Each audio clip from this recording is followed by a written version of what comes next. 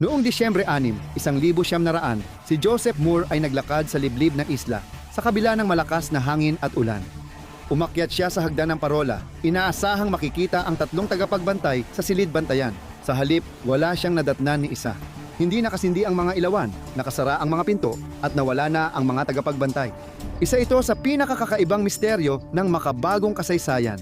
Kwento ng multo, espiya, at mga kakaibang logbook na magpapakilabot sa iyo. Ang Flannin Islands sa Hebrides, Scotland ay isa sa pinakaliblib na lugar sa British Isles at walang naninirahan. Laging malakas ang hangin sa mga isla, kaya minsan imposible ang pagdaong dahil sa alon mula North Atlantic tumatagal pa ng ilang araw o linggo. Ipinagawa ang parola noong 1975 matapos maraming barkong mawala sa bagyo. Dahil sa bagsik ng dagat, inabot ng 4 na taon bago matapos. Noong Disyembre taong 100, napakasama ng panahon. Noong ika-15 isang barkong disingaw mula Philadelphia papuntang Leith ay hindi makita ang ilaw ng parola. Nasa tuktok ng Ellenmore, ang gusali ay nababalutan ng dilim at panganib sa mga dumadaang sasakyang dagat. Iniulat ng kapitan ang madilim na parola pagdating sa daungan, ngunit hindi umabot ang mensahe sa hilagang daungan ng parola. Hindi hanggang ika-6 ng Disyembre nang makarating ang barkong tagapaghatid ng parola na Hesperus sa isla. Pinatunog ni Kapitan James Harvey ang busina ng barko. Inaasahang lilitaw ang tatlong tagapagbantay sa burol. Wala ni isa ang lumitaw. Inutusan niyang magpaputok ng flare. Sumabog ito sa ibabaw ng parola, ngunit wala pa ring lumitaw. Si tagapagbantay James Duckett, Donald MacArthur at Thomas Marshall ay kilalang mapagkakatiwalaan at matitibay. Ngunit napakapagod ng trabaho sa parola. 6 na linggo trabaho, 2 linggo pahinga, 4 na lalaki ang paikot sa schedule. Si Joseph Moore, pansamantalang tagapagbantay, ay bumaba sa landing platform at inasahang nandyan ang papalitan niya. Pero sinalubong siya ng nakakakilabot na katahimikan. Kakaiba ito. Habang binabayo ng ulan ang kanyang pisngi, naghahanda si Moore at umakyat sa burol, tinahak ang 160 hagdan papunta sa parola. Pagpasok niya sa pinto, nadatnan niyang walang tao sa mga silid tulugan at imbakan, hindi pa naayos ang mga kama at malamig na ang abo sa apoy, pati ang orasan sa dingding ay tumigil na. Nanginig si Moore, naalala ang kwento na may masamang espiritu raw sa isla at dito dinadala ng mga pastol ang kanilang kawan noon. Ayon sa sabi-sabi, napagagaling ng isla ang may sakit na hayop at natutulungan pa nitong manganak ng kambal na tupa. Pero bawal daw magpalipas ng gabi roon, ayon sa mga pastol. Alam ni Moore na pamahiin lang ito. Alam niyang si Duckett, punong tagapagbantay, ay di iiwan ang parola o babaliwalain ang tawag ng barko. May asawa't 4 na anak. Si Duckett ay mapagkakatiwalaan. 20 taon na siyang tagapagbantay at halos hindi siya nagkamali. Si MacArthur ay bihasang tagapagbantay na may pamilya. Si Marshall, 28, ay mas kulang sa karanasan.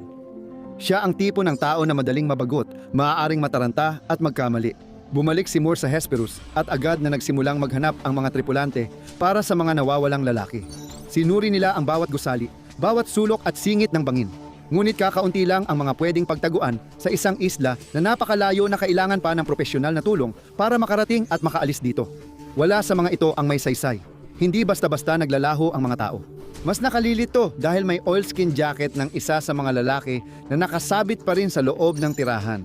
Kay MacArthur iyon, at imposibleng lumabas siya ng parola sa taglamig na hindi suot iyon. Pero nawala na ang kanyang bota, pati ng 2 kasama niya. Nagmadali silang lumabas dahil sa takot kaya hindi na nakabalik.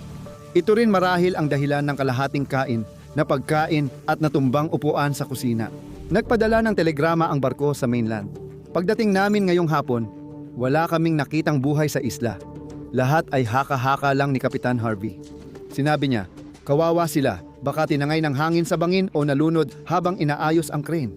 Pagdating ng mga investigador mula Northern Lighthouse Board, hindi ka panipaniwala na tinangay lang ng hangin ang mga lalaki. Habang iniimbestigahan pa nila, lalong naging misteryoso ang kaso. Sira at baluktot ang bakal na hagdang pababa sa landing platform. Binanggit ni Harvey ang crane dahil nagkalat ang mga lubid at jib sa platform na parang may malakas na tumama. May isang kahon ng supply na nakahiga sa gilid ng bangin. Ang laman nito ay nagkalat sa tabi ng isang malaking bato na tinatayang may bigat na 1 tonelada na naalis sa pwesto.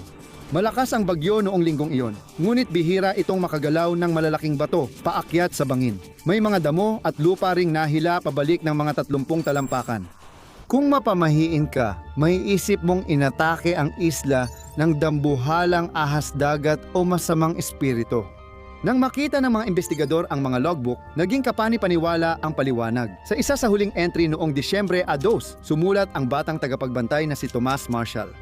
Ipinuna niya na sila ay nakakaranas ng matitinding hangin na ayon sa kanya, hindi ko pa naranasan sa loob ng 20 taon. Hindi ito pangkaraniwan pero hindi iyon ang pinakakabahala. Isinulat ni Marshall na natahimik ang kanyang boss na si James Duckett. Hindi siya ang tipo ng tao na nagkukulong sa sarili kapag masama ang panahon. Nagtapos ang tala sa pagsasabing si Donald MacArthur ay umiiyak. Mga batikan at matitibay na lalaki ang mga ito, hindi umiiyak. Si MacArthur ay sanay sa bagyo at nakaligtas na sa daan-daang unos. Sa mainland, kilala siyang palaaway sa tavern at mahilig makipagbasagan ng ulo. Hindi basta umiiyak dahil sa hangin at ulan. Dumating ang tala para sa ika-13 ng Disyembre. Isinulat ni Marshall na ang mga lalaki ay nagkukumpulan sa loob ng watchroom. Nagdarasal habang binabayo ng bagyo ang isla. Pero mahigit 150 talampakan ang taas nila mula sa antas ng dagat. Sa makapal na konkretong gusali na may pagkain at may init na damit, ito ay isang modernong parola. Ligtas naman sila kahit may bagyo at alam nila ito. Kaya bakit pa sila nagdarasal? Ano ang nakita nila? At kung hindi pa iyon sapat na kakaiba, ayon sa mga ulat ng panahon mula sa mainland, nagkaroon daw ng malalakas na bagyo. Nagsimula ang mga ulat noong Disyembre 17, ika-12 hanggang ika-14 nang ang mga batikang lalaki ay umiiyak at nagdarasal habang tahimik ang panahon. Nagsisinungaling ba si Marshall? Kung oo, bakit at ano ang tinatago niya? Noong Disyembre 15, isinulat niya, natapos na ang bagyo, kalmado na ang dagat, ang Diyos ang nangunguna. Ano kaya ang gusto niyang ipahiwatig? Si Robert Muirhead, ang supervisor ng Lighthouse Board, ay tumutok sa mga konkretong ebidensya. Ipinapakita ng ebidensya na sabay-sabay silang lumabas, isang bagay na alam nilang labag sa mga patakaran. Ano man ang nangyari, siguradong may kinalaman ito sa pinsala sa ilalim ng crane at sa nabasag na kahon. Sinubukan kaya ng mga lalaki na kunin ito nang bigla silang tinangay ng alon sa dagat? Iyon ang iniisip ni Muirhead nang isulat niya sa kanyang opisyal na ulat. Ako ay naniniwala na. Isang malaking alon ng tubig na mas mataas pa sa kinaroroonan ng mga lalaki at bumagsak sa kanila ang tumangay sa kanila nang walang kalaban-laban. Pero may mas marami pang nangyayari. Nagsisimula pa lang ang kwento at lalong magiging kakaiba. Nang lumabas ang konklusyon ni Muirhead sa pahayagan, pinagdudahan ito ng mga tao. Hindi ba mapapansin ng 3 veteranong lalaki ang paparating na malaking alon? Lalabas ba talaga ang isa sa kanila na naka-cotton shirt lang sa sobrang lamig ng Disyembre? Nasaan din ang mga bangkay? Doon talaga nagkakaroon ng malaking problema. Pinag-uusapan ng mga tao ang kalmadong dagat noon at pinaniniwala ang tinangay ng malaking alon ang mga lalaki. Tungkol naman sa kakaibang mga tala ni Marshall sa logbook, tungkol sa pag-iyak at pagdarasal, wala yung saysay para sa mga nakakakilala sa mga lalaki. Nakaka-insulto iyon sa mabuting pangalan ng mga lalaki at sa kanilang mga pamilya. Para sa maraming lokal na lumaki sa liblib na lugar, ang paliwanag ay isang supernatural na puwersa lang. Ang isla ay may guho ng kapilyang dating iniuugnay kay Flanin Mactorobic, kilala bilang San Flanon. Matagal nang dinarayo ng mga pilgrim ang isla. Maingat silang kumikilos para hindi magalit ang mga lokal na espiritu. Ayon sa kwento, kailangan mag-alis ng sombrero at umiikot ng isang beses sa tuktok ng burol. Dati, tinawag ang mga islang ito na 7 mga ngaso. Ang mga ritual na ito ay panlaban sa multo ng 7 mga ngaso. Isa itong espiritu na sinasabing gumagala sa lugar mula pa bago dumating ang Kristyanismo. Noong ginawang libingan ng mga Pict ang mga isla. Ang mga sinaunang kaluluwang ito na hindi matahimik ang siyang humihingi ng paggalang. Sila ang dahilan kung bakit nagdadala ng mga tupa ang mga magsasaka noong medieval doon para magpakain. Ngunit maingat silang huwag mabalisa ang mga patay. Matapos ang mga siglo, nanatili ang mga takot. Nang itinayo ang parola noong huling bahagi ng ika-19 na siglo, mahirap makahanap ng gustong magtrabaho roon. Walang nais mag-isa sa isla tuwing gabi dahil sa paniniwalang isinumpa ito. Kaya maraming barko ang nawasak sa paligid. Si Joseph Moore na susunod sa rota ay lalo pang nagpalakas ng teorya tungkol sa galit na multo. Pagbalik niya sa mainland, sinabi niya sa media na pagdating niya sa isla, nakaramdam siya ng madilim na presensya at matinding lungkot. Maaaring pinalabis lang ang paranormal na paliwanag. May detalyeng inimbento ng tula gaya ng nakataob na upuan at hindi kinain na pagkain. Iniulat ito ng British media, ngunit walang ebidensyang totoo ito kahit napapalibutan ng pamahiin ang mga isla. Mahirap matukoy kung alin sa mga kwento ng espiritu ay gawa-gawa lang ngayon, kaya malabong kinuha ng mga espiritu ang mga lalaki. Pero paano ang logbook? Salin-salita lang ba ito? Noong Disyembre 2, isinulat ni Marshall, ang dagat ay nagngangalit. Hindi pa ako nakakita ng ganitong bagyo. Napakataas ng mga alon. Parang winawasak ang parola. James Duckett, iritado. Sabi ni Marshall na may nakita siyang isa pang barkong di makalabas at may dumadaan na tumutunog. Kita ng foghorn ang ilaw ng kabina. Tahimik si Duckett, umiiyak si Donald MacArthur. Kung totoo iyon, hindi umalis ang mga lalaki sa kaligtasan ng parola, pero hindi nagtagal pagkatapos noon. Sila ay nagdarasal at malapit nang maglaho. Paano mo maipapaliwanag iyon? May hinala na nagsisinungaling si Marshall at sinundo ng barko ang 3 lalaki para sa bagong buhay sa ibang bansa. Pero bakit? 2 sa mga lalaki ay may pamilya, kaya malabong iniwan nila ang mga ito. May teorya ring kinuha sila ng banyagang espiya. Baka pinilit ng espiya si Marshall magsulat sa logbook o kaya kriminal na kaso ito. Nag-isip ang mga pahayagan noon na maaaring pinatay ng isa sa mga lalaki ang 2 pa dahil sa isang krimen at pagkatapos ay sinundo siya ng kanyang mga kasabwat.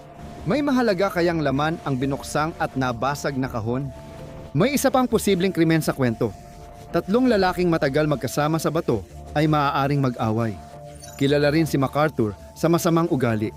Sabi ng mga taga-mainland, mabilis siyang manakit kapag may maling salita. Pinatay ba niya ang isa sa suntok at yung isa ay magsusumbong sana? Walang matatakbuhan doon. Maaaring pinatay ni MacArthur ang 2 at itinapon ang kanilang mga katawan sa dagat. O kaya naman, baka nag-away silang 3 at sabay-sabay na nahulog sa bangin. Bago natin isipin ang teoryang yan, tanungin muna natin kung totoo ang mga entry sa logbook. Unang nabanggit ito sa libro ni Vincent Gaddis, isang mamamahayag na nagpasikat ng mga paranormal na misteryo at nagbigay ng katawagang Bermuda Triangle. Noong dekada 60, seryoso siya sa pagpapasaya sa tao sa kakaibang kwento, pero ngayon, hindi na maganda ang kanyang reputasyon. Madalas siyang batikusin dahil sa pagmamalabis, kakulangan, at kasinungalingan. Alam ng mga batikang mandaragat na opisyal na logbook ay para sa mahalagang impormasyon lang, hindi diary. Ginagamit ang mga ito para itala ang kondisyon tulad ng panahon, visibility, at operasyon, hindi emosyon o tensyon ng tao. Kahit konsiderahin na ito'y parola, hindi barko. Kaduda-duda na ang isang batang assistant keeper sa 100 ay magsusulat ng hindi magagandang personal na komento tungkol sa kanyang mga nakakataas sa isang opisyal na talaan. Saan galing ang entries sa logbook? Sabi ni Gaddis, mula ito sa artikulong True Strange Stories na inilathala noong Agosto 29. Sabi ng may akda na si Ernest Fallon, nakuha niya ang logbook details mula sa English sources pero hindi niya tinukoy ang mga ito. Bigyan ng kopya o paliwanag kung paano nakuha ang material pero walang naipakitang orihinal na dokumento. Sa madaling salita, gusto lang niyang pagkatiwalaan siya. Kung titingnan mo ang sariling mga archive ng Northern Lighthouse Board, medyo iba ang kwento ayon sa board. Ang huling entry ay ginawa noong ika-13 ng Disyembre at hindi ito isinulat sa logbook mismo. Ito ay isinulat gamit ang chalk sa isang slate para ilipat sa logbook sa ibang pagkakataon. Wala itong binanggit tungkol sa mga lalaking umiiyak, nagdarasal o natatakot mamatay. Ang mga detalyang ito ay hindi lumalabas sa opisyal na talaan. Malamang gawa lang ito ng sensasyonal na pamamahayag noong unang bahagi ng ika-20 siglo.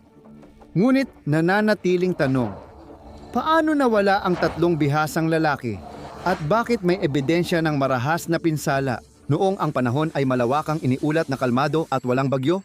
Tingnan natin ang isang posibleng senaryo. Sina Duckett at Marshall ay nasa labas at nagtatrabaho sa crane. Maganda ang panahon pero hindi ibig sabihin na kalmado ang dagat. Kahit maganda ang kondisyon, posibleng may malalaking alon dito sa Hilagang Atlantiko. Ang mga lokal na bigla ang unos o kahit ang pagsasalubong ng maraming sistema ng alon ay maaaring magdulot ng di pangkaraniwang malalaking alon. Ang mga ganitong pangyayari ay hindi naman kinakailangang matukoy ng mga istasyon ng panahon sa mainland. Maaaring nagtatrabaho sa ibaba ang 2 lalaki. Nang makita ni MacArthur ang malaking alon na papalapit, hindi na niya sinuot ang Amerikana dahil kapos na siya sa oras.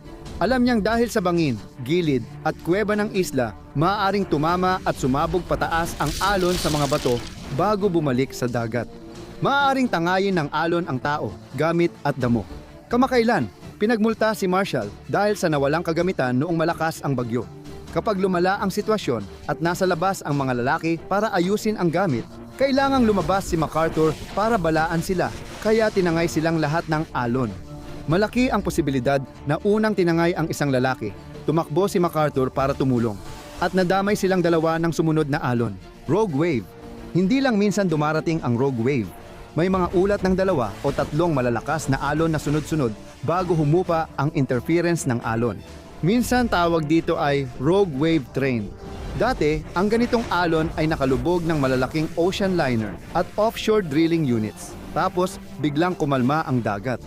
Iyan ang pinakamalinaw na paliwanag. May mga nagtatanong online kung paano natanggal ng Rogue Wave ang damo sa taas na 100 at 50 talampakan gayong karaniwan ay hindi lumalagpas sa 100 talampakan ang mga ito. Ang sagot, isang napakalaking alon ang maaaring umabot sa ganoong taas matapos sumabog sa bangin. Yung pagbaluktot ng bakal na rehas, talagang kakaiba iyon.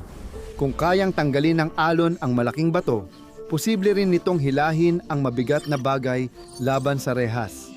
Hindi kailangang malaki ang alon pero posible. Noong 1961 sa parola ng isla ng Agila sa kanlurang Ireland, isang malaking alon ang bumasag sa mga bintana. Matapos akyatin ang bangin na 130 talampakan at umabot pa sa 85 talampakan.